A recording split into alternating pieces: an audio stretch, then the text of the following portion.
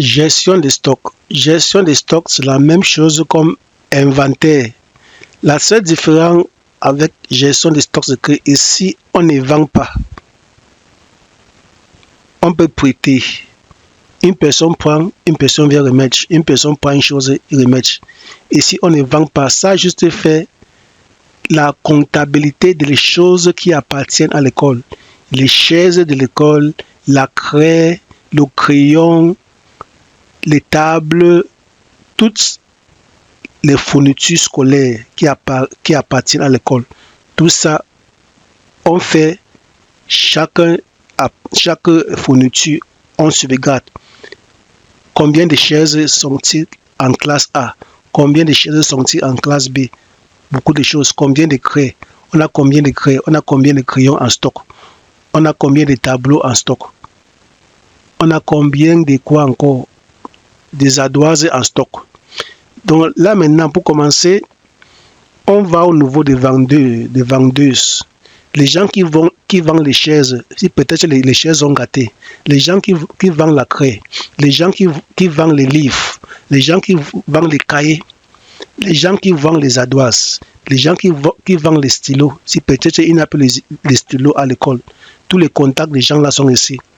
Au niveau des magasins, quand vous faites les achats aux différentes vendeuses, tout ça est stocké à un endroit à l'école, dans une maison, dans une chambre particulière, tout ça. Catégorie, les différentes choses que vous gardez là-bas. Catégorie, les bics sont une catégorie, les chaises sont des catégories, les tables sont des catégories, tout ce qui appartient à l'étable. Les articles maintenant, c'est les choses comme une chaise, la doisse, la craie, le crayon, l'ordinateur, l'écran. Ça, c'est les articles que vous devez, on va créer. On dit que pour l'écran, nous avons 10 écrans. Pour la chaise, on a 15 chaises. Pour le crayon, nous avons 20 crayons. Pour beaucoup de choses, vous voyez un peu. Acheter. Ça, c'est quand maintenant vous partez faire les achats en gros. Vous dites que c'est comme ça.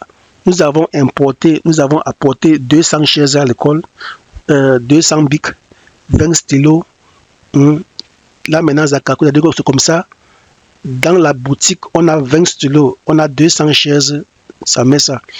Et si quand une personne vient prendre la craie au magasin, c'est-à-dire que, s'il y avait juste 10 craies au magasin, enseignant A a pris un craie, il manque 9 craies. Si une personne vient prendre un stylo, on dit que enseignant B ou étudiant B a pris un stylo, il manque 900 stylos au lieu de 1000 stylos. Ça fait tous ces calculs à vous. Donc, on commence d'abord par définir les vendeuses là-bas. On ajoute, on dit vendeur chaises. On met son contact, c'est le contact qui est nom de contact. On met son nom là, son email, oui, le numéro de téléphone du vendeur important, son contact, son nom aussi. Vendeur chaises. On peut encore ajouter vendeur de quoi encore? Vendeur stylo. Son téléphone est important pour l'appeler, son nom de contact, on met là, on met sauvegarde. Dès que le vendeur est défini, maintenant, on va définir le magasin ou les catégories. On vient au magasin, où est-ce qu'on garde les choses? On garde ça où? On garde ça dans un magasin à l'école. Quand on achète les chaises, on met ça au magasin, soit magasin 1. Si ça a un contact, si ça a un autre endroit, on peut mettre l'adresse de l'endroit que c'est. Mais si c'est juste dans l'école, tout le monde connaît d'où que c'est. Donc, on a créé l'adresse. On va maintenant sur catégorie. On va mettre les catégories. Catégories comme la chaise. On met table. On peut encore ajouter. On met table. Pour les catégories. Donc, on va juste créer. Donc, on peut mettre table, bic, stylo, quoi que ce soit. Donc, on va les différentes catégories de choses qu'on va créer, qu'on peut garder. Il y a plusieurs chaises, plusieurs tables. On vient encore ici maintenant. On vient sur article. Là, maintenant, on va définir. Il y a quoi et quoi. Il y a quoi et quoi à l'intérieur. On peut avoir bas de chaises. On peut avoir chaises. il ne sait pas comment on écrit, il ne sait pas les différentes catégories de chaises. Il peut dire que chaises courtes. Il peut appeler ça 005. Type de chaise, nouveau chaise utilisé, ça dépend. Si vous avez payé ça en occasion ou à nouveau, vous prenez nouveau magasin ou c'est stocké où? C'est stocké au magasin, c'est chaises courtes, chaises longues, tout ça. Donc voilà les chaises que j'ai achetées. Il veut encore prendre table, il veut prendre table longue, il ne sait pas. 006.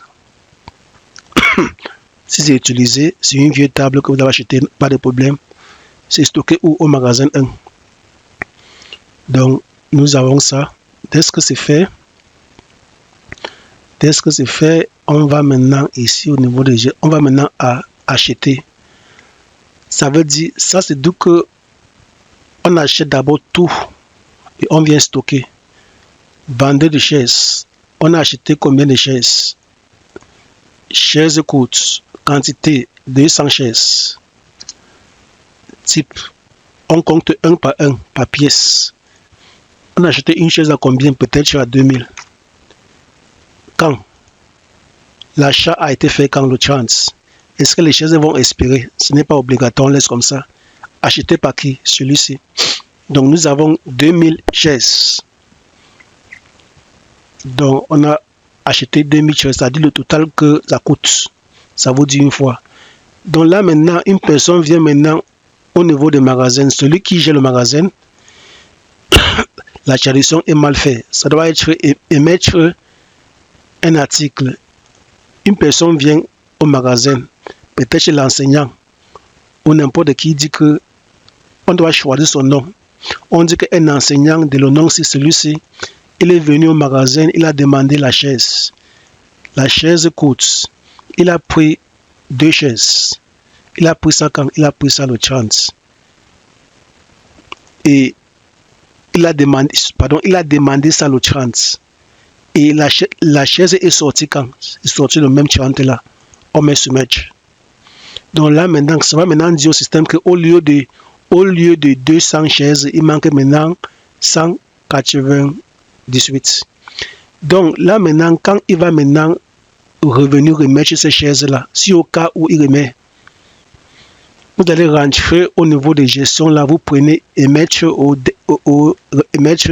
vous prenez check out. Ça veut dire que la chaise-là a été remise. Les articles dont le nombre total de chaises qui était 200 est revenu à 200 au lieu de 198. C'est tout.